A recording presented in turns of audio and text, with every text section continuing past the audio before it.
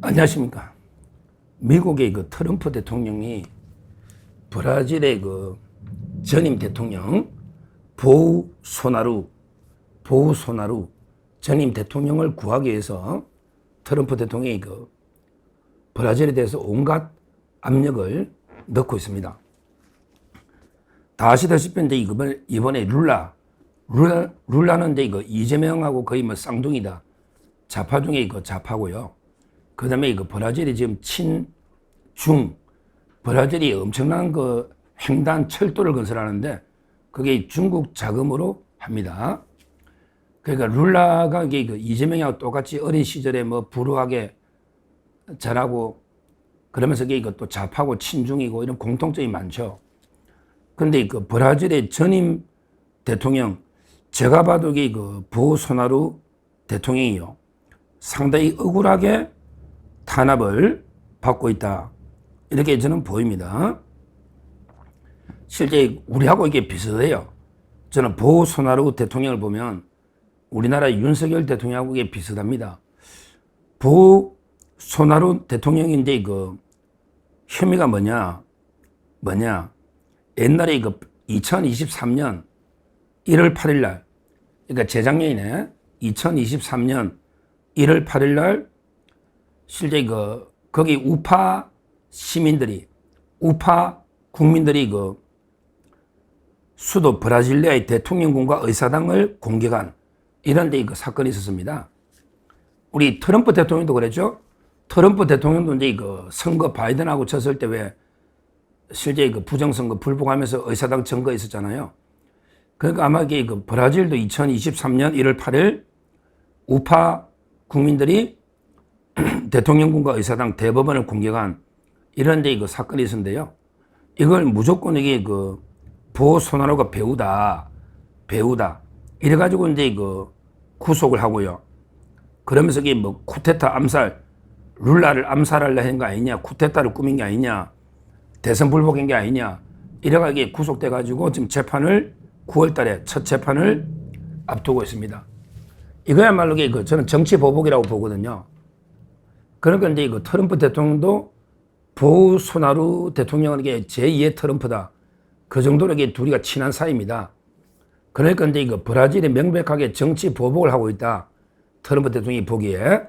그래서 이제 그 빨리 보소나루 대통령을 석방해라. 이래가지고 이제 그 압력을 넣고요.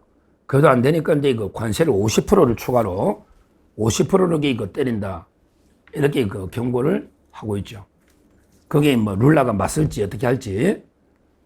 이걸 보면서 이제 그 제가 트럼프 대통령께 요청하는 거는요. 브라질의 보소나루 대통령만 탄압받는 게 아니고요. 우리 대한민국의 그 윤석열 대통령도 말도 안 되는 게 그 내란이나 외환 혐의로 말도 안 되는 게 그 공격을 탄압을 받고 있습니다. 실제 그 국민한테 그 절박한 호소 이런 데 그 경고용 계엄이거든요. 실제 병력이 한 250명 비무장으로 가서 국회 한 번에 그 계엄 이거밖에 없어요. 이렇게 브라질이나 미국처럼 이게 이런 사고가 터진 것도 아니야. 미국은 이게 의사당이 몇 명 죽어도 이게 그냥 트럼프 대통령이 내란죄다 이렇게 안 하잖아요. 근데요, 우리나라는 이게 그 250명의 그 경고 이런 데 그 계엄을 가지고요. 좌파 이재명이나 좌파들이 완전히 그 내란죄다. 그러기에 평양에 들어온 게 띄운 가지고 외환죄다. 이런 데 말도 안 되는 제목을 덮어 씌워가지고 지금 이제 그 대통령을 구속하고요. 온갖 이게 그 특검을 3개나 만들어서 우리 자유파 보수를요. 완전히 괴멸시키고 있는 겁니다. 지금 우리나라에서는 이게 맞서 싸울 힘이 그 부족한 건 사실이에요. 지금 국민의힘이 지리멸렬하게 무기력하게 당하고 있고 국민의힘도 이게 그 온갖 탄압을 압수수색이나 수사를 받고 있습니다. 그런데 우리 자유파 국민이 지금 다 떨쳐올라서 싸우기도 이게 좀 어려운 상당히 그 우리도 많이 지쳐 있는 것 같아요. 이런데 그 상황에서 윤석열 대통령은 온갖 그 정치 보복과 박해를 받고 그 다음에 이거 인권 침해를 이렇게 당하고 있는 집이 벌써 3번이나 압수수색 당하고요. 또 이게 김건희 사람에게 몇 번 당할지도 모르고 온 가족을 이렇게 도륙하는 이런 말도 안 되는 게 정치 탄압을 받고 있는 겁니다. 이럴 때 트럼프 대통령이 주로 이제 직접 언급하든지 아니면 이제 대사라도 보내서 왜 윤석열 대통령 무리하게 강압 수사하느냐, 적각의 정치 탄압을 중단해라, 이런 식으로 저는 메시지, 압력이 필요하다, 이렇게 봅니다. 안 되면 국제인권단체라도 호소해서, 아니 세상에 250명 아무런 피를 흘리지 않은 이런 내란이 어디냐. 아니 계엄을 대통령이 고유거나 계엄 2시간 계엄했다고 예를 들어 내란으로 터무니없이 엮어서 구속시켜버리는 이런 정치 보복이 어디냐. 이걸 국제기구나 인권단체 연대가지고 우리가 단호하게 맞서야 됩니다. 우리나라 우파 힘만 가지고는 아직은 역부족이에요. 워낙에 좌파 광란 시대니까. 그래서 국제인권단체나 특히 저는 미국 트럼프 대통령이 나서야 된다 봅니다. 트럼프 대통령이 주장하고 윤석열 대통령이 주장이 똑같잖아요. 지금 대한민국이 반국가 좌파 세력들, 특히 친중 세력들에 장악되고, 그 다음에 부정선거 또 주장이 똑같지 않습니까? 그렇다면 트럼프 대통령이 왜 브라질의 보우소나루 대통령만 구하려고 할 게 아니고 한국의 윤석열 대통령도 좀 관심을 가져서 이재명한테 압력을 넣든지 지금도 그걸 하고 있다 보는데, 이래가지고 어떻게든 인권 침해를 막아야 된다. 이걸 트럼프 대통령이 적극 나서야 된다. 이렇게 제가 주장하는 겁니다. 그래야만 국제인권단체들도 관심을 가지고 지금 말도 안 되는 인권 탄압을 윤석열 대통령이 받고 있는 겁니다. 실제. 아니, 이런 마녀사냥도 유분수지, 이런 탄압이 어디 있습니까? 세계 특검이 동시에 수십 차례 막 온갖 압수해가면서 구속을 좀 2번째 하는 이런 터무니없는, 그리고 이제 혐의가 사형하고 무기징역밖에 없는 내란죄나 외환죄로 엮어열라 하고 있잖아요. 엮어도 유분수지 이게 말이 되느냐 말이에요. 이거는 명백한 좌파들의 정치 보복으로 쿠데타라고 봐야 되거든요. 여기에 트럼프 대통령이 브라질에 하듯이 좀 강하게 이재명을 강력하게 압박 제재해서 어떻게든 윤석열 대통령을 좀 도와줘야 된다. 이렇게 제가 보는 겁니다. 방법은 많죠. 뭐 브라질처럼 관세를 많이 때리면 우리 기업이 피해 보는데, 제가 생각하는 방법은요. 트럼프 대통령, 제가 생각하는 방법은 이재명이를 예를 들어 이제 제재를 해버리는 거죠.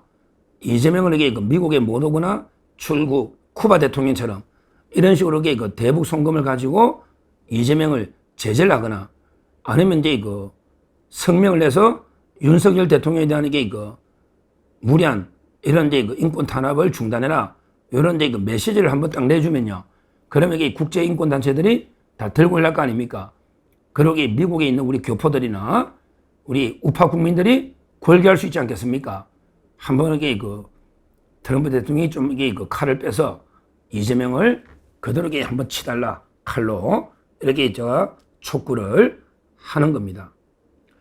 이렇게 보면 또 어떤 또 좌파들은, 야, 서정욱이 너 인마 매국노냐? 미국의 대통령 힘 빌려가지고 우리나라 국익을 해치느냐? 이렇게 떠들 수가 있는데요. 그게 아니잖아요.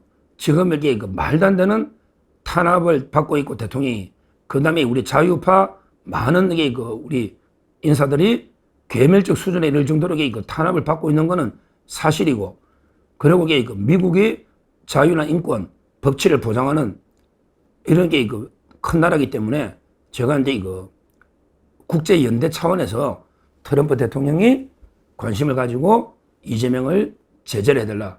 이렇게 촉구를 하는 겁니다. 뭐 제가 미국 힘 빌려가지고 여기 매국노다. 이렇게 저는 생각하지 않습니다. 저하고 같은 심정이, 비슷한 심정이요. 우리 천주교에 가면요. 성당에 가면 이제 황사영이라는 신자가 있었죠. 옛날에 순교자입니다. 황사영 백서 사건. 그게 유명한 사건 아닙니까? 천주교의 역사에. 저는 이게 황사영과 같은 심정이 이해가 돼요. 황사영. 이게 역사책에서 우리 배웠죠. 황사영은 이제 우리 다산 정약용의 조카 사입니다. 다산 정약용의 큰형님, 큰형 딸하고 결혼했거든요.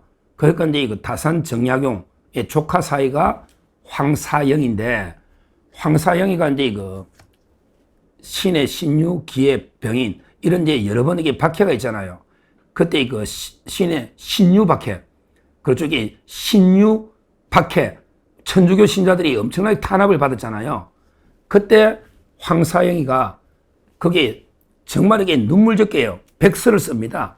그 완전히 비단 옷에 조그만 글씨로 이렇게 앞뒤로 팍팍하게 우리 천주교 탄압받는 실체를 백서로 써요.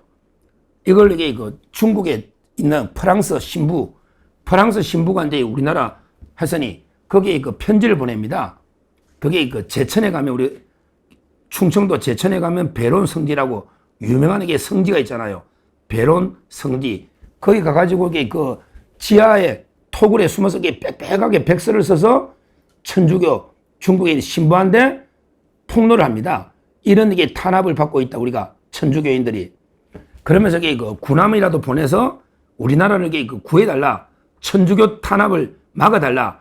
그래서 이게 군함이라도 이게 보내가 조선을 치면 그러면 이게 그 박해를 멈출 거 아니냐. 이걸 가지고 이게 그때 엄청나게 우리 대다수 조선 사람들은 이게 야, 너 매국노네. 야, 네가 바로 외환죄다. 이게 어떻게 보면 외환죄죠. 프랑스 신부한테 군함을 보내서 우리나라를 공격해달라. 이게 바로 외환죄잖아. 근데 윤 대통령은 외환죄 아닙니다. 평양에 무인 들어온 게는. 그러니까 황사영에 대해서는 이게 그 매국노다, 외환죄. 그래서 이게 거열형을 당했잖아. 나중에 체포돼가지고 완전히 사지가 찢겨서 한데, 저는요, 순교자로 보거든요. 왜냐하면 이게 그 카톨릭 입장에서 보면 엄청난 탄압이 있고 이걸 이게 어떻게든 막아야 되겠다. 그래서 이게 호소한 거 아니겠습니까? 탄압을. 제가 볼 때는 이게 지금은 이제 그 백몇십 년 지나가지고 얼마 전에 그 시성이 됐나? 시복이 됐나? 아마 이게 그 명예가 회복됐죠.